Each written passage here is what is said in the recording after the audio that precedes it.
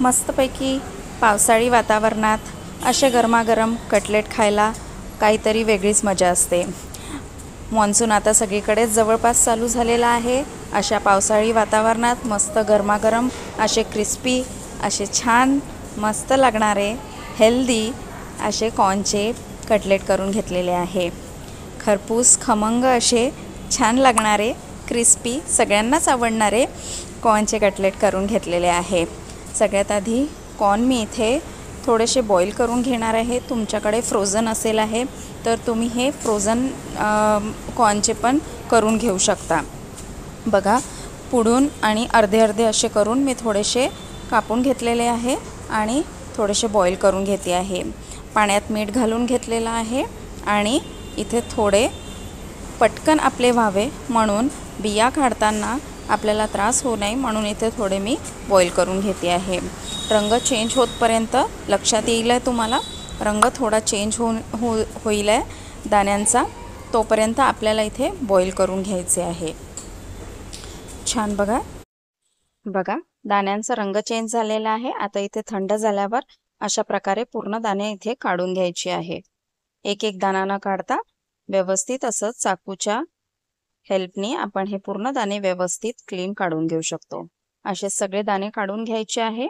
साइडलाच इथे मी जाड्या पोह्यांचा वापर केलेला आहे नाश्त्यामध्ये क्रिस्पी होण्यासाठी। तर इथे बघा जाड पोहे स्वच्छ धुवून भिजत घालायला ठेवायचे आहे।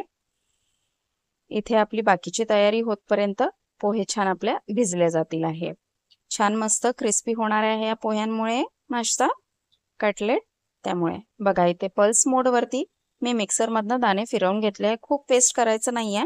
थोडे चंक्स जर तोंडात आले तर ते तळल्यानंतर खूप छान क्रिस्पी असे लागतात। बघा इथे हळद घालून घेतलेली आहे, ओवा आणि पांढरे तीळ इथे मी घालून घेते आहे। तुम्हाला याच्या व्यतिरिक्त अजून कुठल्या भाज्या जर घालायच्या असतील तर त्या पण घालून घेऊ शकता। बघा पोहे छान भिजले गेलेले आहे। तर इथे सगळे पोहे मी इथे घालून घेते आहे। त्यानंतर इथे भरपूर प्रमाणात बारीक चिरलेला कांदा घालून घेते आहे।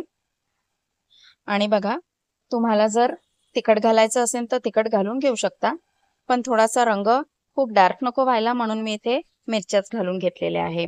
मुलांसाठी वगैरे जर करत असाल तर तुम्ही तिखट घाला मिरच्या स्किप करून। त्यानंतर इथे चवीनुसार मीठ आणि बघा इथे चवीनुसार मीठ घातलेला आहे।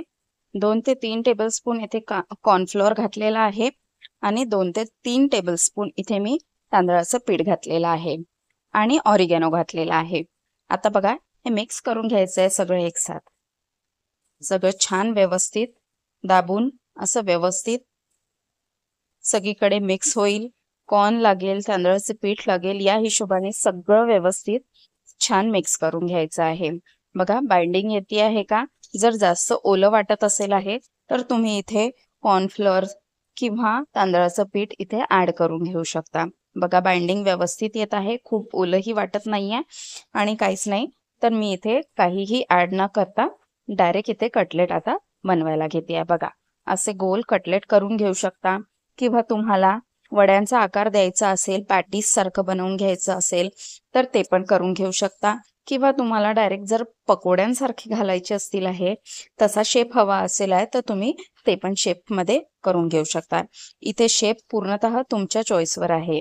मुलांना आवडत असेल आहे तर तुम्ही काही वेगळे मोल्ड जर तुमच्या जवळ असेल आहे तर त्या हिशोबाने पण शेप देऊन घेऊ शकता। बघा डायरेक्ट इथे आता तेलात घालून घ्यायचे। सगळे रेडी झाले की तेल इथे बघा थोडं जास्त गरम करून घ्यायचं आहे सुरुवातीला आणि नंतर एक वरची लेयर छान झाल्यानंतर मध्यम लो मध्ये करून आपल्याला व्यवस्थित तळून घ्यायची आहे। सुरुवातीला बघा वरची लेयर छान तेलामध्ये झाल्यानंतरच इथे मी फोर्कच्या साहाय्याने पलटवून घेते आहे। टाकल्या झाऱ्याने हात न लावता इथे फोर्कच्या याने मी पलटवून घेतलेला आहे। बघा रंग चेंज झालेला आहे। आता पूर्ण व्यवस्थित झाल्यावर मी झारा इथे लावते आहे। इथे बघा लो मध्ये आता पूर्ण शिजवून घेते आहे, पूर्ण व्यवस्थित आतपर्यंत क्रिस्पी छान। दुसरा घाना पण मी असाच काढून घेते आहे। खूप गर्दी न करता इथे 3-3 4-4 असे मी फ्राय करून घेतले आहे। छान क्रिस्पी गोल्डन असा कलर येतपर्यंत छान तुम्ही खरपूस खमंग असे भाजून घ्या. तुम्हाला अजून डार्क रंग हवा असेल तर अजून डार्क रंग पण काढून घेऊ शकता. चला बघा, इथे माझे कटलेट्स रेडी झाले आहे. सॉस सोबत आणि मेयो सोबत मी हे सर्व केलेले आहे. मुलीला मेयो आवडतं म्हणून मी मेयो सोबत व्यवस्थित, आणि खूप सुंदर लागले होते मेयो सोबत पण.